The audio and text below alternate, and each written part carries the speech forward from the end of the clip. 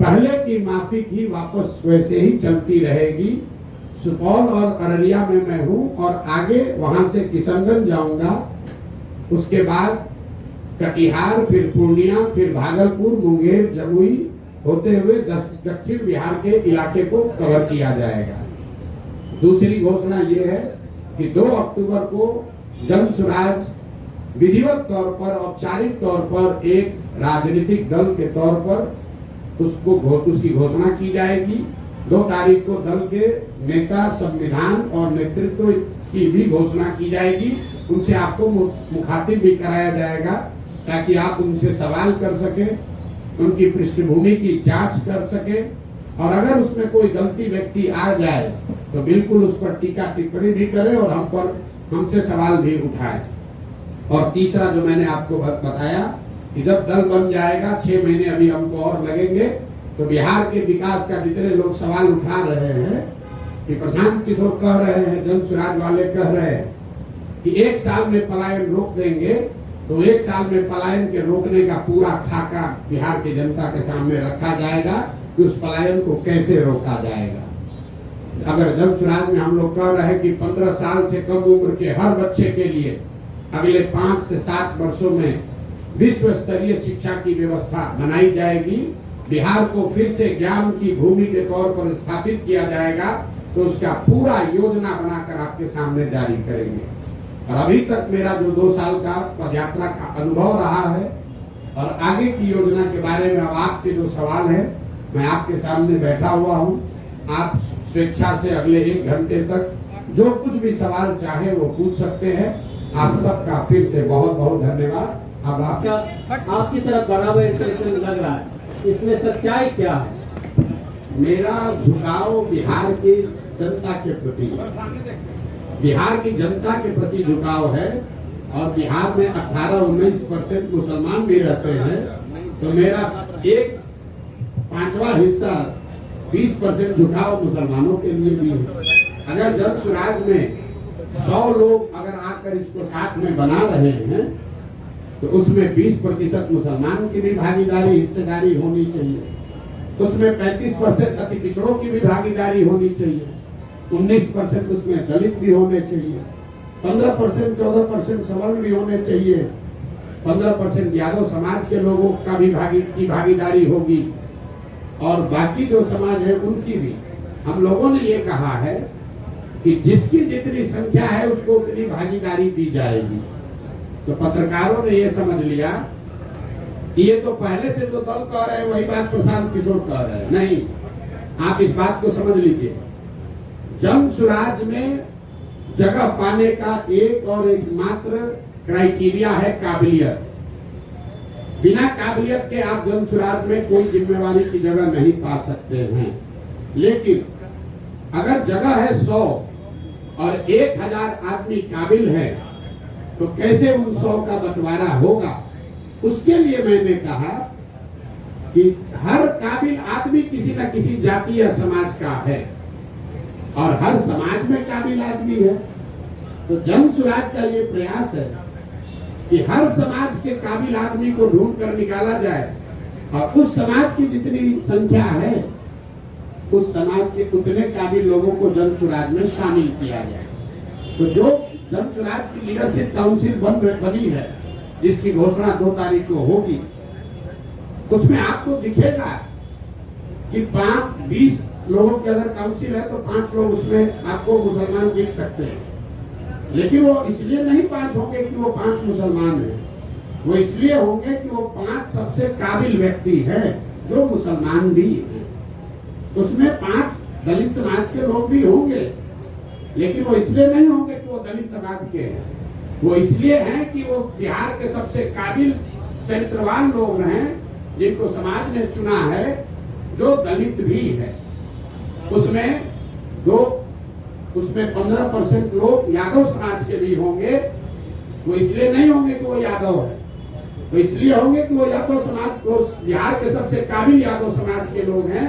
और यही तो 2 बरस से हमारा आपको यह वादा है, बिहार की जनता को जो हमने वादा किया है कि ईमानदारी और शुद्धता में कमी नहीं आएगी। बाकी आप हमसे कुछ भी गलती हो सकती है, इस प्रयास के ईमानदारी और शुद्धता में कमी नहीं आएगी।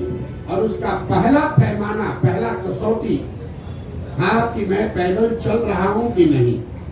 आप में से कई लोगों ने कहा कि पैदल चलने से क्या होता है, प्रशांत किशोर तो बिजनेसमैन है, कितना दिन चलेगा। लेकिन मेरा बड़ा से बड़ा विरोधी भी ये नहीं कह सकता है कि 2 साल से मैंने ईमानदारी से अपना चलना पूरा किया है कि नहीं। गांव में ही रहे हैं, गांव में चले हैं।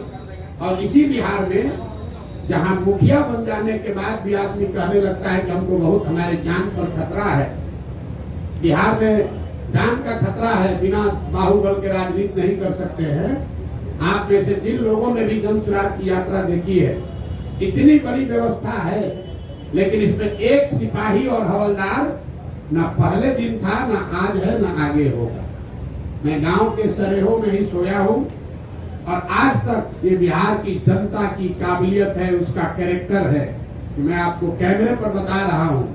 चाहे जिस किसी समाज के गांव में मैं गया हूं, मुझे लोगों ने उतना ही सम्मान दिया है, प्यार दिया है। मुझे किसी कुत्ते ने भी नहीं काटा है आज तक। 2 वर्ष से हम लोग पैदल चल रहे हैं। तो जितने लोग कहते हैं कि राजनीति के लिए बाहुबल चाहिए, तो हम लोगों ने ये करके दिखाया है कि बिहार में आपको राजनीति करने के लिए बाहुबल नहीं चाहिए। दूसरी कसौटी इसकी ये होगी कि मैंने कहा था कि मैं इसका नेता नहीं बनूंगा।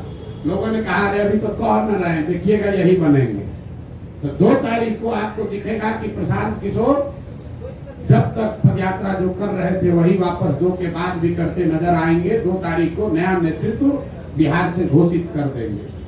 तीसरा मैंने ये कहा था कि जिस आदमी को भी इसका नेतृत्व चुन कर देंगे, वो आदमी प्रशांत किशोर से ज्यादा काबिल आदमी होगा। तो आप जिनको हम बना रहे हैं, आप देखिएगा, वो आदमी प्रशांत किशोर से ज्यादा विद्वान और होशियार कैरेक्टर वाला होगा, ऐसा मेरा विश्वास है। उस कसौटी पर आप लोग कसिए 2 तारीख को। और फिर जब यहाँ का एजेंडा जारी करेंगे मार्च में, तो आप सारे विद्वान लोगों से मैं आग्रह करूंगा कि 2 महीना तक जिसको भी जिस विषय की जानकारी है, आप पूरी तरीके से उस बात का अध्ययन करके सवाल कीजिए कि क्या 1 वर्ष में बिहार में पलायन रोकने का वादा पूरा किया जा सकता है कि नहीं। कोई बात बिना जांचे परखे नहीं करना, हमारे कहने पर नहीं, हमारी कथनी पर नहीं, हमारी करनी पर आपको भरोसा करना है। अगर उस करनी के द्वारा हम आपका विश्वास अर्जित कर पा रहे हैं, तो बात को का समर्थन कीजिए। अगर हमारे कथनी और करनी में फर्क है, तो मैं आपको सामने से कह रहा हूं कि सबसे ज्यादा मेरा बकिया उधेड़ी है। ये प्रशांत जी ये एक और चीज, 1 मिनट। किसी ने यहाँ कहा कि प्रशांत किशोर एसी वाला टेंट लगा कर चलते हैं। ये प्रेस कॉन्फ्रेंस हमने टेंट में इसलिए रखा है कि इसी टेंटों में हम लोग 2 साल से रह रहे हैं। तो मैं चाहूंगा कि यहाँ आप ये प्रेस वार्ता के बाद इस टेंट का मुआयना भी कीजिए। और बिहार में जो भी अपने को जमीनी नेता मांगता है, मैं उसको चुनौती दे रहा हूँ कि इसमें 7 दिन रहकर पैदल चल के दिखाओ, तब बताते हैं कि तुम्हारा कितना कैरेक्टर है और कितना जमीन पर काम कर सकते हैं। इस कैंप का वीडियो बनाकर जारी कीजिए और खुली चुनौती दे रहा हूँ कि इस कैंप पे 7 दिन रहिए। जिसको ये 5 स्टार दिख रहा है, आप सब साथी यहाँ बैठे हैं, बढ़िया मौसम है बाहर, 15 मिनट में पसीना छूट रहा है। इसी टेंट में हम लोगों ने जाड़ा भी काटा है, बरसात भी देखा है। और मैं अकेले नहीं हूँ, 2500 बिहार के बच्चे, 2500 बिहार के बच्चे ऐसे 20 कैंपों में बिहार में रह रहे हैं। इसी कठिन परिस्थिति में रह रहे हैं, गांव गांव जा रहे हैं। और हम लोगों ने 50 बच्चों के साथ शुरू किया था। आज 2500 पदयात्री, उनका प्रयास, उनका परिश्रम, उन पदयात्रियों का संकल्प प्रशांत किशोर से ज्यादा है। क्योंकि प्रशांत किशोर तो फिर भी मीडिया में आ रहे हैं, बोल रहे हैं, उन बच्चों को आप देख नहीं रहे। वो बच्चे नेमलेस हैं, फेसलेस हैं। 2500 बच्चे अपना घर परिवार छोड़कर रात दिन इन कैंपों में रह रहे हैं। और नेता यहाँ पटना में बैठ के कहता है प्रशांत किशोर एसी के टेंट में रहता है। जरा आके रह के देखो, 5 दिन यात्रा शुरू किया था सब जब यहाँ के नेताओं ने, कब शुरू हुआ कब खत्म हुआ पता ही नहीं चला। ये प्रशांत जी, ये प्रशांत जी राजनीतिक रणनीतिकार सलाहकार से आप बिहार की बात किए, उसके के बाद जन स्वराज अभियान थोड़ा आपने सा चलाया, तो आप बता रहे हैं कि नेतृत्व किसी और को सौंपेंगे, तो वैसी स्थिति में प्रशांत किशोर की जन स्वराज में आगे क्या भूमिका रहेगी, किस तौर पर वो जाने जाएंगे? प्रशांत किशोर की भूमिका रहेगी बिहार के समाज को जगाने का, समझाने का, क्योंकि प्रशांत किशोर की सोच ये है जो कि गांधी की सोच से प्रेरित है कि अगर राजनीति में आमूल-चूल परिवर्तन लाना है तो बिना समाज में हस्तक्षेप किए हुए, समाज के स्तर पर काम किए बगैर आप राजनीति को और व्यवस्था को नहीं सुधार सकते। ऐसा नहीं है कि प्रशांत किशोर कहीं जा रहे हैं। हमारी सबसे बड़ी चुनौती क्या है? आप लोग सवाल क्या पूछते हैं? बात तो अच्छी है, प्रयास तो अच्छा है, समाज मानेगा तब न, जाति टूटेगा तब न। तो सबसे बड़ी चुनौती जो है समाज को मनाने समझाने की, वो चुनौती, वो काम प्रशांत किशोर के कंधे पर है। लेकिन अगर समाज मान जाए तो उसके सामने अच्छे व्यक्तियों का विकल्प हो, वो भी जरूरी है। अच्छे व्यक्तियों का विकल्प हम आपको सामने दे रहे हैं, लेकिन समाज को जगाने का, समझाने का जो काम है, गुरु काम है, वो काम प्रशांत किशोर का है और उसी भूमिका में हम आगे भी रहेंगे। देखिए, एक अंतिम बात इस पर कहती है, गांधी जी, महात्मा गांधी देश में कांग्रेस में सिर्फ एक ही बार जीवन में अध्यक्ष बने। गांधी जी जीवन भर कांग्रेस के अध्यक्ष नहीं थे, लेकिन इसका मतलब नहीं है कि गांधी जी का कांग्रेस पर प्रभाव नहीं था। ऐसा नहीं है कि गांधी जी कांग्रेस के अध्यक्ष रहे और जब अध्यक्ष नहीं रहे तो कांग्रेस और आजादी की लड़ाई छोड़कर दूसरे के हवाले करके चले गए। उन्होंने लेकिन ये जरूरी है कि सिर्फ एक आदमी से नहीं होगा। और प्रशांत किशोर बिहार का एकमात्र काबिल आदमी नहीं है। इस मूल भावना जन स्वराज की यही है कि पिछले 30 वर्ष में सिर्फ 1200 परिवार के लोगों ने बिहार की राजनीति को कब्जा कर रखा है। 3.5 करोड़ परिवार बिहार में रहते हैं। तो जन स्वराज का ये अभियान है जहां ये हम बता रहे हैं कि आप गरीब हैं, अमीर हैं, अगड़े हैं, पिछड़े हैं, हिंदू हैं, मुसलमान हैं, दलित हैं, पैसा नहीं है, आपके पिताजी विधायक मंत्री नहीं है, आप उसका चिंता मत कीजिए। अगर आपके पास जज्बा है, बिहार को सुधारने की इच्छा है, सपना है, तो आइए इस व्यवस्था से जुड़िए। पैसे का चिंता, चुनाव लड़ने लड़ाने रणनीति का चिंता प्रशांत किशोर और जन स्वराज पर छोड़िए। हमने ये कहा है, लोग कह रहा है कि कैसे, किस आधार पर कह रहे हैं कि गरीब से गरीब आदमी को पैसा देकर लड़ाएंगे। मेरे भाई, गरीब को पैसा देकर लड़ाने की बात कर रहे हैं तो आपको गलत लग रहा है, और आप पैसा लेकर चुनाव लड़ाते हैं तो आप सही अपने को बता रहे हैं। तो हम बिहार की जनता को छोड़ते हैं कि किसका विकल्प सही है। जो लोग पैसा लेकर टिकट देते हैं, चुनाव लड़ाते हैं, उनका विकल्प अच्छा है कि जन स्वराज जो कि कह रहा है कि गरीब से गरीब आदमी भी ईमानदार है तो उसको लड़ाने का खर्चा समाज से जमा करके जन स्वराज देगा, ताकि किसी नेता को वोट खरीदने के लिए ये पैसा न खर्च करना पड़े। किसी नेता के पास ये कहने का आधार न हो कि हमने चुनाव में 5 करोड़ रुपया खर्चा किया इसलिए हम चोरी करेंगे, इसलिए हमको ठेका चाहिए। इसलिए जन स्वराज में घोषणा है कि आपको गाड़ी नहीं अपना लगाना है। हमारी गाड़ियां चल रही है जन स्वराज की, लोग कह रहे हैं इतना पैसा कहाँ से आ रहा है। गाड़ियां इसलिए चल रही है कि आप समाज से पैसा वसूली मत करो, गाड़ी हम दे रहे हैं, तुम काम करो।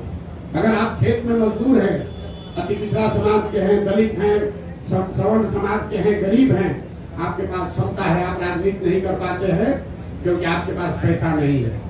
आपको घर में मजदूरी करनी है, अपने बच्चों का पेट पालना है, आप में क्षमता ज्यादा है, लेकिन आप राजनीति नहीं कर सकते। जन स्वराज का राज, तुम राजनीति करना चाहते हो, हम साधन देते हैं, राजनीति करो, ताकि परिवारों का दबदबा खत्म हो। धर्म के आधार पर, जात के आधार पर जो लोग ठेकेदारी कर रहे हैं, ठेकेदारी कर रहे हैं, इनका वर्चस्व खत्म किया जाए। प्रशांत जी, आप अच्छे वक्ता है, अच्छे सामाजिक कार्यकर्ता हम लोग देख रहे हैं, चौथा आंदोलन में है जेपी के बाद, हमें लगता है कि आप कुछ कीजिएगा बिहार। ये बताइए, नीतीश जी में क्या खूबी और खराबी हो गई जो आपको कुछ छोड़ दी है, और अभी तो लाए थे उसको? नहीं, नीतीश जी को हम नहीं लाए थे। नीतीश जी को 2005 में बिहार की जनता लेकर आई थी। आपका ये सवाल ठीक है कि जिस बिहार में हमने नारा दिया, बिहार में बहार हो, नीतीश कुमार हो, आज हम उनके विरोध में क्यों खड़े, ये जायज सवाल है। 2000 यहाँ बैठे हुए हर व्यक्ति और आपके जरिए बिहार की जनता को ये बताना चाहते हैं कि 2014 के नीतीश कुमार और 2024 के नीतीश कुमार में जमीन आसमान का फर्क है। 2014 में जिस नीतीश कुमार की हमने मदद की थी, उसकी छवि बिहार में सुशासन बाबू की है, ऐसे प्रशासक की है जो बिहार को सुधारने के लिए प्रयास कर रहा है। बिहार बहुत अच्छा नहीं हुआ था, लेकिन सुधार की एक प्रक्रिया शुरू हुई थी, लोगों का एक विश्वास बनना शुरू हुआ था कि बिहार में भी शायद सुधार हो जाए।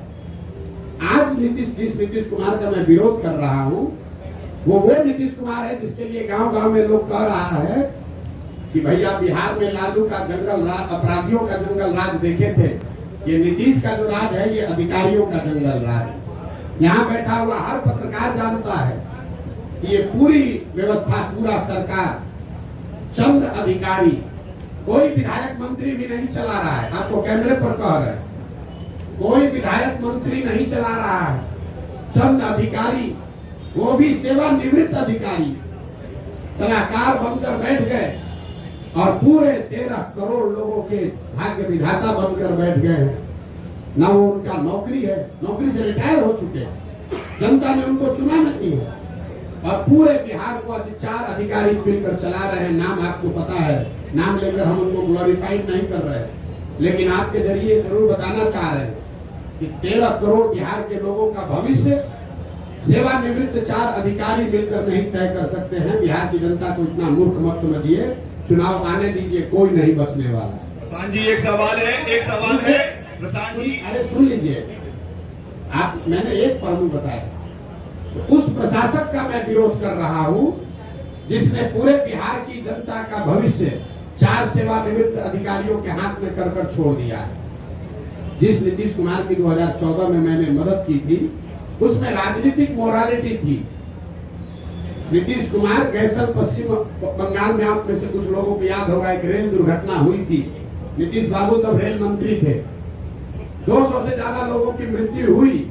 नीतीश कुमार ने रेल मंत्री पद से वाजपेयी की सरकार में इस्तीफा दिया था। मैंने उस नीतीश कुमार की मदद की थी।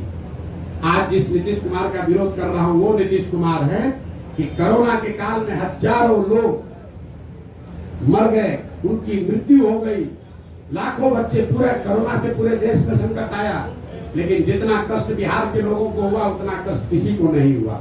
लाखों बच्चे बिहार के रोड पर मारे फिर रहे थे, और आपको मालूम है नीतीश कुमार बंगले से नहीं निकले, इसलिए नीतीश कुमार का विरोध कर रहे हैं। तीसरा, नीतीश कुमार का इसलिए विरोध कर रहे हैं, 2015 में 14 में नीतीश कुमार चुनाव नहीं हारे थे। लोकसभा में उनके दल को चुनाव लोगों ने हराया था, उनके दल को 2 MP मिला था। नीतीश कुमार के पास 117 विधायक थे, उनको बहुमत था, फिर भी उन्होंने पद छोड़कर मांझी जी को मुख्यमंत्री बनाया था कि भाई जनता का विश्वास हम पर नहीं है तो दूसरे को मुख्यमंत्री बनना चाहिए। आज उस नीतीश कुमार की मैंने मदद की थी। आज जिस नीतीश कुमार का विरोध कर रहे हैं वो नीतीश कुमार है जो चुनाव हार गया है। 243 के विधानसभा में 42 विधायक जीता है इस आदमी का, और कभी लालटेन पर लटक कर, कभी कमर पर बैठकर ये आदमी राज कर रहा है। जिस दिन परिणाम आपके सामने खुलासा कर रहे हैं, जिस दिन 2020 का चुनाव का परिणाम आया, नीतीश कुमार अपना फोन का रिकॉर्ड जारी करे, कम से कम 3-4 बार हमसे बात किया। इस शख्स ने 3-4 बार हमसे बात किया। हमने इनको सलाह दिया कि आपको 42 विधायक आया है, मत बनिए मुख्यमंत्री, ये जनता के आदेश का उल्लंघन होगा। 6 बजे तक आप लोगों को भी जानकारी होगा, शाम में 6 बजे तक कहते रहे नहीं बनेंगे, 6:30 बजे फिर वही जाकर मुख्यमंत्री बन गए। इस नीतीश कुमार का विरोध कर रहा हूं। तो अच्छे प्रशासक का समर्थन किया था, नैतिकता वाले राजनेता का समर्थन किया था, बिहार को सुधारने वाले व्यक्ति का समर्थन किया था। जिसका विरोध कर रहा हूं वो उसका विरोध है जो कि जिसकी एक ही प्राथमिकता बची है, किसी भी तरीके से फेविकॉल लगाकर कुर्सी पर बैठे रहो, बिहार का जनता का जो होता है होने दो। आपने कहा कि आपका जो मुकाबला है वो एनडीए से है, आरजेडी को आप कोई मुकाबला नहीं मानते हैं, तो क्या आपको नहीं लगता कि कहीं आपका ये बयान आप पर बैकफायर भी हो सकता है, क्योंकि कहीं ना कहीं एक खास वोट बैंक पर आपकी भी नजर है अगर इस स्टेटमेंट को हम देखें तो? नहीं, आप ये भाई, इसके लिए कोई आपको बहुत ज्ञानी होने की जरूरत नहीं है। आप 2005 से जब से एनडीए बना है उसके बाद से आरजेडी की कोई ताकत रही नहीं है। 2005 से आप आगे का इलेक्शन का आंकड़ा उठाकर देख लीजिए तो आरजेडी को कभी आरजेडी या उनके द्वारा बनाए गए गठबंधन को कभी जीत नहीं मिली है। महागठबंधन का एक अपवाद छोड़ दिए जिसमें हम लोगों ने मदद की थी, उसमें भी आरजेडी जूनियर पार्टनर ही था। नीतीश जी के चेहरे पर चुनाव लड़ा था, आरजेडी के नाम पर चुनाव नहीं लड़ा गया था। और अभी का लोकसभा का चुनाव देख लीजिए, इस लोकसभा चुनाव में 176 विधानसभा में भाजपा और एनडीए को बढ़त है। तो हमारा अगर मुकाबला है तो जो 176 में आगे है उससे मुकाबला होगा कि जो 50 सीट में आगे है उससे मुकाबला होगा। तो ये तो हमारे आकलन का विषय नहीं है, ये तो फैक्ट है। किसने कह दिया आपको? भाई ऐसा है, अब अपने हिसाब से कहिएगा लोकसभा में कितना सीट है आरजेडी को? 2014 में आरजेडी को 5 से कम सीट था, 2014 में 0 सीट था, 2019 में 4 सीट मिला। और आप लोग बता रहे हैं बाप रे कितना बड़ा दल है आरजेडी। आरजेडी, एक बात ध्यान रखिए आप लोग, आरजेडी अपने दम पर, लालू जी से बहुत बड़े नेता है, लेकिन लालू जी अपने दम पर बिहार जीवन में सिर्फ एक ही बार जीते हैं, एक ही बार जीते हैं। दोबारा बिहार की जनता ने लालू जी को बहुमत नहीं दिया है। तो एक बड़ा दल का ढोंगा बिहार के दूसरे कोने में जाकर बताइएगा, हमको मत समझाइए। कितना उनको दम है वो हमको मालूम है। और वो दम का आधार क्या है? दम का आधार यह है 18% मुसलमान, जिसको आप 20 बरस से डरा रहे हैं कि अगर हमको वोट नहीं दोगे तो भाजपा आ जाएगी। आपने मुसलमानों के लिए किया कुछ नहीं, उसको भागीदारी नहीं दी, उसको हिस्सेदारी नहीं दी, उनके बच्चों के पढ़ाई की चिंता नहीं की, उनको लालटेन में किरासन तेल बनाकर जला रहे हो, रोशनी अपने घर में कर रहे हो। उसको अगर हटा दीजिएगा तो कितने लोग बिहार के हैं जो आरजेडी के समर्थन में? आप बता दीजिए, आपको ज्यादा जानकारी है।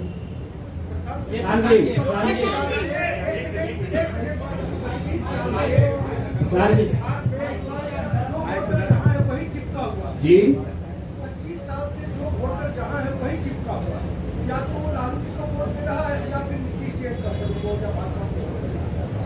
जातीय कीचड़ में फंसा हुआ इस बिहार को, आपको लगता है कि इस जातीय के? अब देखिए, आप ही के बयान को दोहरा देते हैं।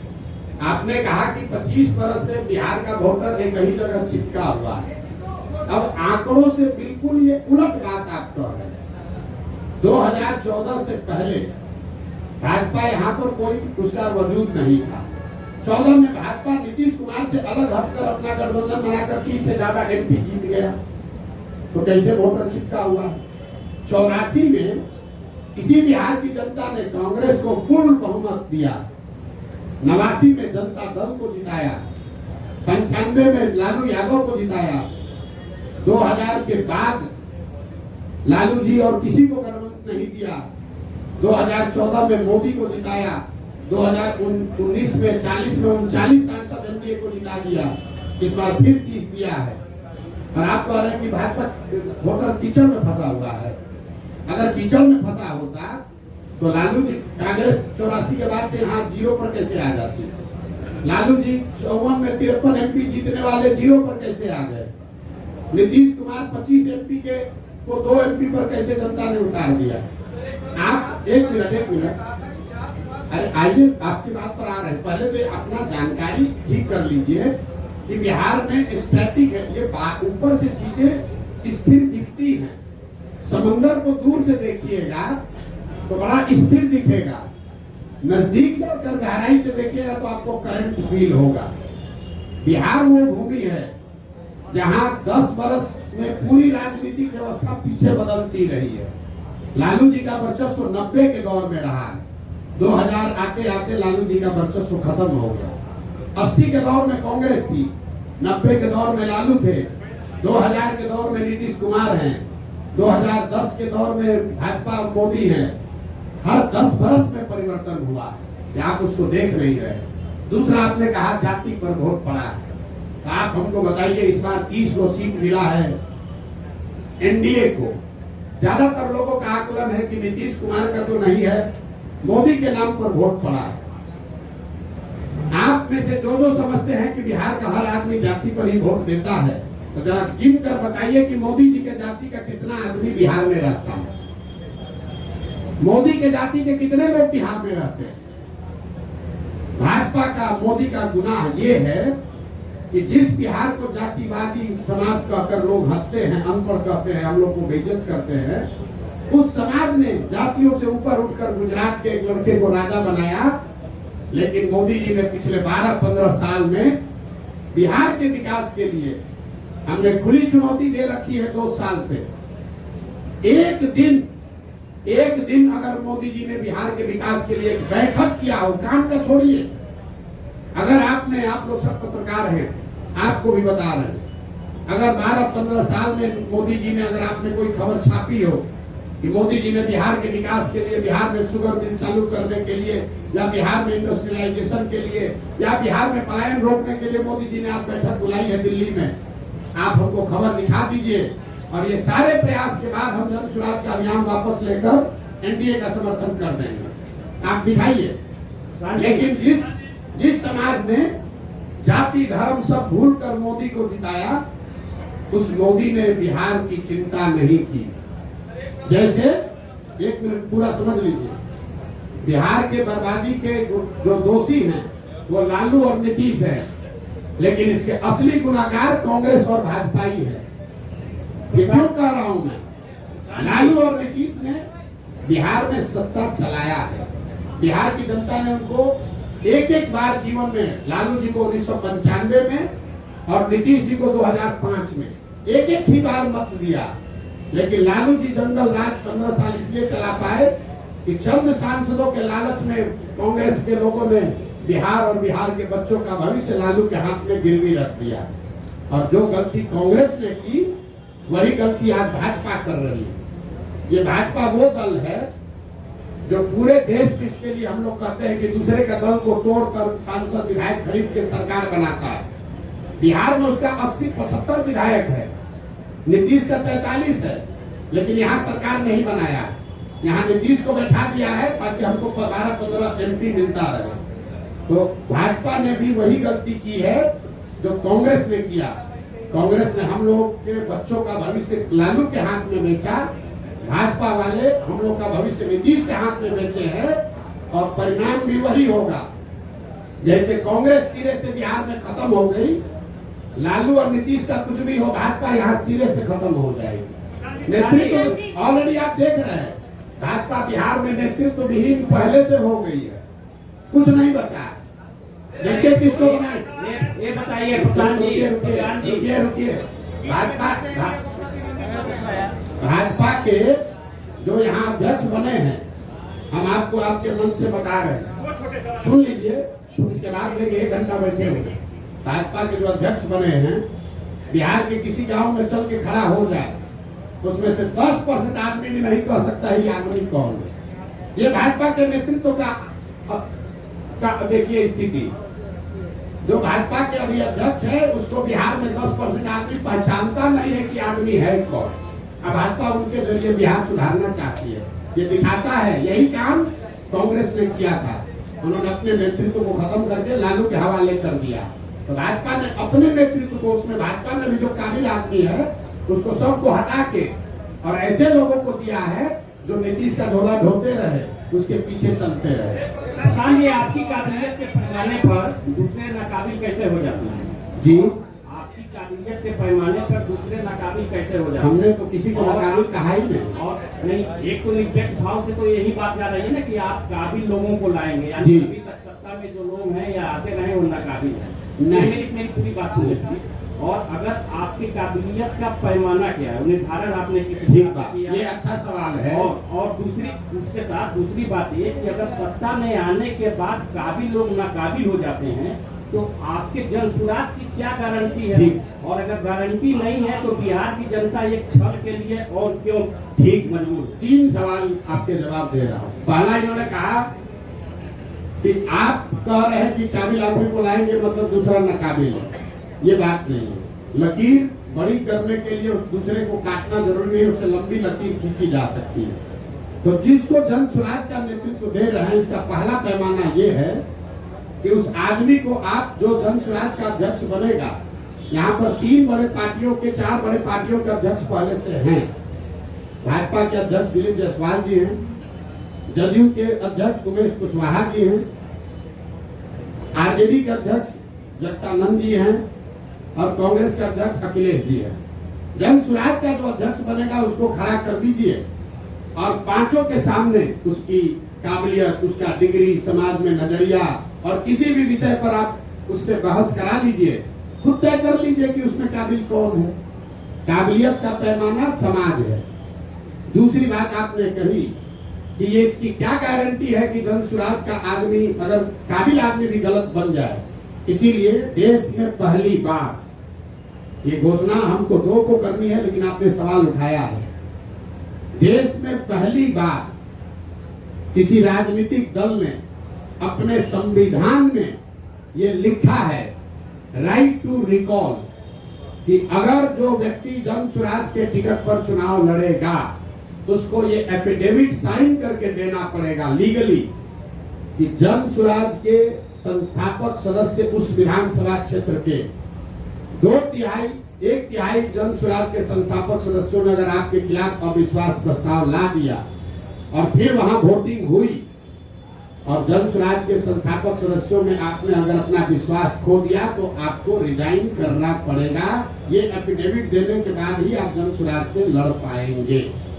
इस बात को हम लोग जन स्वराज अपने संविधान में लिख रहा है। तीसरा और अंतिम सवाल कि जन स्वराज पर भरोसा क्यों करें? ठीक बात है, ये अच्छा सवाल है। जन स्वराज पर भरोसा इसलिए करें कि पहले से जो लोग यहाँ पर हैं वो एक्सपायर मेडिसिन है। आपने उसको जांच लिया, परख लिया, जानते हैं कि ये दवा काम नहीं करती। मान लीजिए कि आपके घर में कोई बीमार पड़ गया, भगवान न करे, और उसको कोई ऐसी बीमारी हो गई कि सुधर ही नहीं रही है। डॉक्टर ने दवा दिया, हर तरह का दवा दे दिया, वो सुधर नहीं रहा है। आपने कहा डॉक्टर साहब इससे क्या होगा, अब तो नहीं सुधर रहा है। डॉक्टर ने कहा भाई एक नई दवा आई है, उसका पूरा प्रमाण तो नहीं है लेकिन 20% 40% संभावना है ठीक हो सकती है, लेकिन कुछ खतरा भी हो सकता है। आपका अगर आदेश हो, अगर आप सहमत हो तो हम एक बार ट्राई करके देखते हैं। आप क्या कहिएगा? अपने परिजन को बचाने के लिए आप क्या कहिएगा कि जो 3 दवा जिसको आपने ट्राई कर लिया, जिसका फायदा नहीं हुआ, उसी पर रखिएगा, या कहिएगा कि ना भाई इतना डॉक्टर साहब 20% संभावना है लेकिन नया दवा आया है, इसको ट्राई कीजिए, शायद हमारी किस्मत, दुआ, भगवान का आशीर्वाद शायद लग जाए। तो जन स्वराज जो 3 जिन दलों से हम लड़ रहे हैं वो एक्सपायर मेडिसिन है। जनता ने उसको 30 बरस देख लिया, परख लिया, जान लिया, ये नहीं सुधार सकता। जन स्वराज नया प्रयास है, इससे सुधार हो भी सकता है, शायद नहीं भी हो सकता, लेकिन शायद हो भी सकता है। तो ऊपर वाले की दुआ रही तो निश्चित तौर पर बिहार की जनता वो रिस्क लेगी। और एक अंतिम बात, हमारा अपना मानना है कि सबके जीवन में कभी न कभी सवेरा आना है।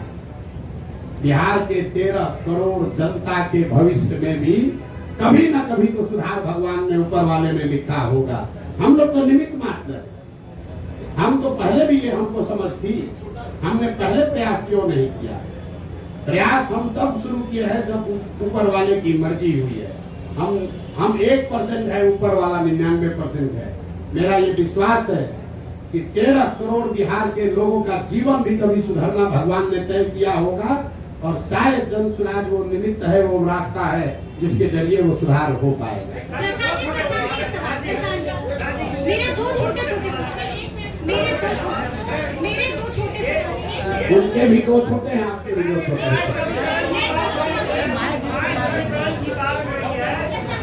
समीकरण की बात हो रही है, अभी भी कहा जाता है कि जो ये जो वोट बैंक है। पूर्णिया रुपौली में चुनाव हुआ है। सबसे ताजा प्रमाण, जनता का प्रमाण ही सबसे बड़ा प्रमाण है। रुपौली में चुनाव हुआ, माई समीकरण की बात करने वाले आरजेडी वालों ने बीमा भारती जी को वहां उम्मीदवार बनाया। रुपौली की स्थिति से जो लोग जानकारी रखते हैं बीमा भारती जी के अपने जाति के 35-40 हजार लोग उस विधानसभा में रहते हैं। 15,000 MY में वाई समाज के लोग, यादव समाज के लोग रहते हैं और 45,000 वहां मुसलमान रहते हैं। तीनों मिलाइएगा तो 1 लाख हुआ।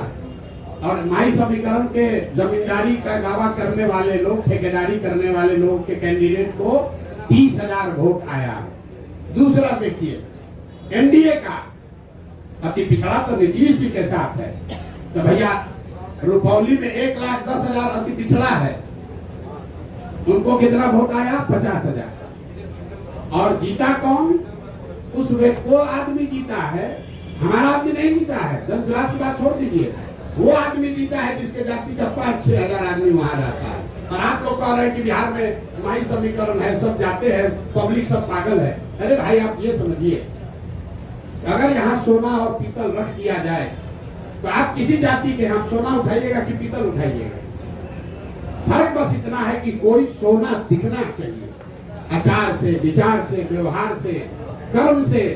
अगर आप सोना दिखेंगे तो समाज का कोई भी ऐसा वर्ग नहीं है, कौन नहीं चाहता है कि उसका बच्चा अच्छा पढ़े, कौन नहीं चाहता है कि उसके बच्चे के शरीर पर कपड़ा हो, कौन नहीं चाहता है कि उसके बच्चे को पलायन नहीं करना पड़े।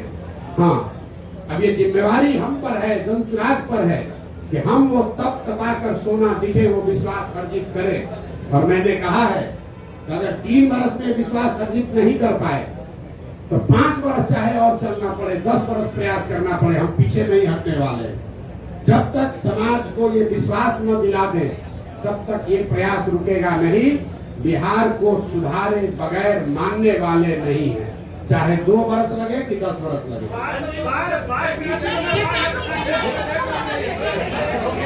बोलिए बोलिए बोलिए बोलिए। क्या? पीके जियो डीओ क्या होता है? मेरे भाई, बिहार कहाँ से कहाँ सवाल आप करते हैं। हमने दल नहीं बनाया है, हम पूरी बात अपने बिहार के लिए जो हमने काम। और जब संयुक्त राष्ट्र संघ में बुलंदी पर थे, जब वहाँ बुलंदी पर थे, 35 वर्ष के उम्र में संयुक्त राष्ट्र संघ में मुकाम हासिल कर लिए, तब हमने उसको छोड़ा और छोड़कर 10 वर्ष जो काम किया, जिसको आप चुनावी रणनीतिकार प्रबंधन करते हैं, 2011 से 2021।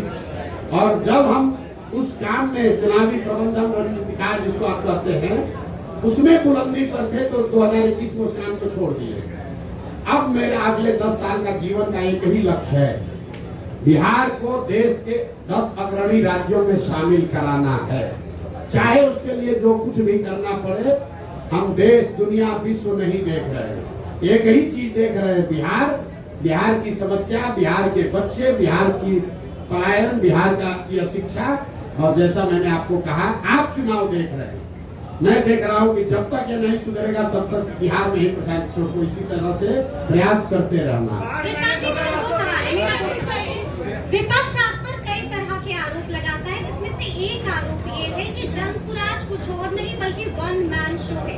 इस आरोप पर प्रशांत किशोर क्या जवाब देंगे? देखिए, कम से कम विपक्ष वाले या पक्ष वाले आरोप लगाना शुरू तो कर रहे हैं।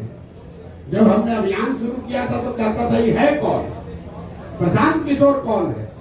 किसी ने हमको व्यापारी कहा, तो हमने मंच पर कहा, कैमरे के सामने कहा, हाँ व्यापारी हैं, सामान बेचने आए हैं, अपना विचार बेचने आए हैं, लोगों को माथा पर टोकरी लेकर घर घर घूम रहे हैं, ये विचार बेच रहे हैं कि जाति धर्म नाली गली का छोड़ो, अपने बच्चों की चिंता करो, ये विचार बेचने आए हैं।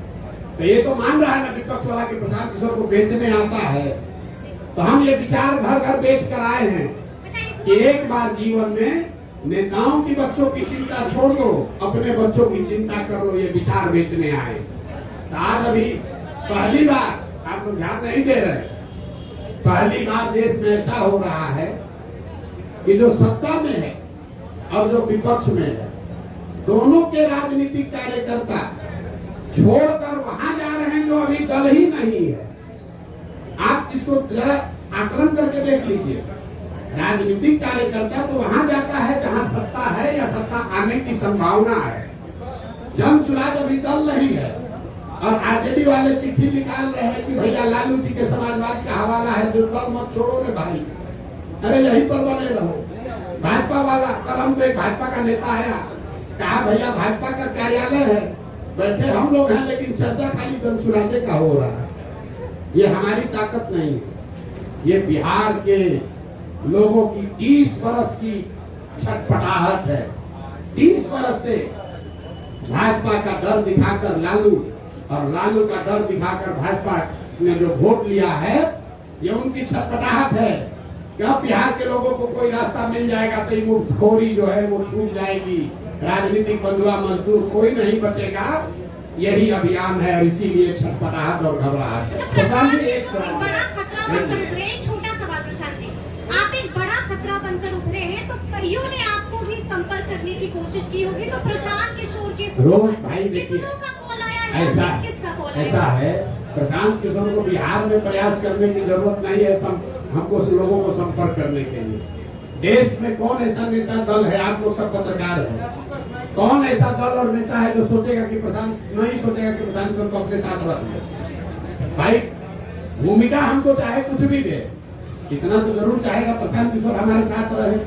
तो यहाँ जब चुटपुटिया नेता को जिसको 5,000 वोट आ जाता है वो सौदा कर सकता है, तो आपको कैसे लग रहा है कि हमारे पास ऑफर नहीं आ रहा? हमको लोग प्रलोभन नहीं दे रहे, डर नहीं दिखा रहे, लेकिन हमने जो वादा किया है कि 243 मतलब 243, 242 नहीं होगा। और चुनाव के बाद अगर 130-35 सीट भी आ जाए, ये भी कैमरे पर कहा है, तो प्रशांत किशोर उसको अपनी व्यक्तिगत हार मानेंगे कि मेरे प्रयास में कमी रह गई, हम बिहार को लोगों को नहीं समझा पाए। हमारे लिए आंकड़ा 122 नहीं है, मुकम्मल जीत होनी चाहिए, तभी मानेंगे कि हमारा ये प्रयास सफल हुआ। 130-135 सीट अगर जन सुराज को आया तो प्रशांत किशोर की जन सुराज की इस प्रयास की हार होगी। प्रशांत जी इसी से जुड़ा हुआ सवाल है कि आपका आकलन बहुत सटीक रहा है, पिछले कई चुनाव में देखा गया है, और आप कहते रहे कि इस चुनाव में बिहार में या तो अर्थ पे या तो फर्श पे जी। तो अभी आपका आकलन क्या है, कितने सीट जन सुराज लेकर आएगी? और इसी से जुड़ा हुआ सवाल है, अगर 10, 15, 20 सीट बच जाते हैं बहुमत से, उस स्थिति में जन सुराज क्या करेगा? फिर से चुनाव में जाने के लिए बिहार की जनता को धकेल देगा। 130 आएगा ना, आप कहे 10-15 तो में रह जाएगा। हमने 15 बढ़ा दिया और पहले इंटरव्यू में बहुमत से 15 ज्यादा आएगा तो भी उसको हम अपनी हार मान लेंगे और आपको मौका दे देंगे कि बना लीजिए। ये कह रहे हैं, आपको स्पष्टता से कह रहे हैं, अर्श पर या फर्श पर। हाँ, अगर हमारे प्रयास की ईमानदारी में, शुद्धता में ताकत है, तो या तो बिहार की जनता अपने और अपने बच्चों का मुस्तकबिल बदलने के लिए हमको जन सुराज को बैठाएगी, और अगर उसको समझ में नहीं आया तो कोई बात नहीं है, 5 वर्ष की और तपस्या जारी रहेगी। प्रधान जी एक सवाल आपके जवाब से ही एक सवाल निकल के आ रहा है। आप कह रहे हैं प्रशांत जी इधर नहीं, आप कह रहे हैं कि 130 सीट भी आएगा तो हम हार मान लेंगे, सरकार नहीं बनाएंगे। आप बोल रहे हैं ये कहाँ का है दूसरा लाइन? अपने से अपना लाइन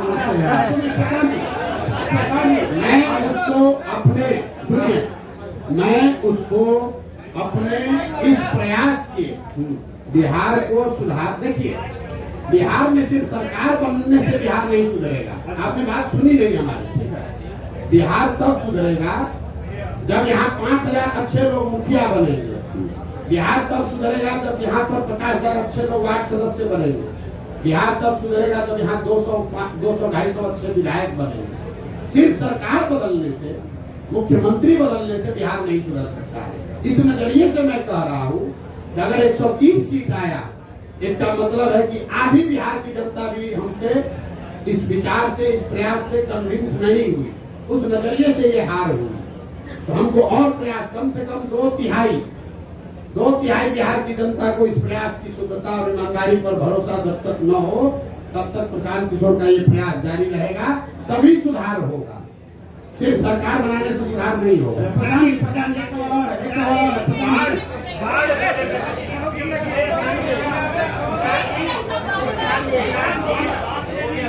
शुरुआत किया तो आपको बताया कि दल होगा, तो आप कहे कौन होगा? हम बोले जन सुराज होगा।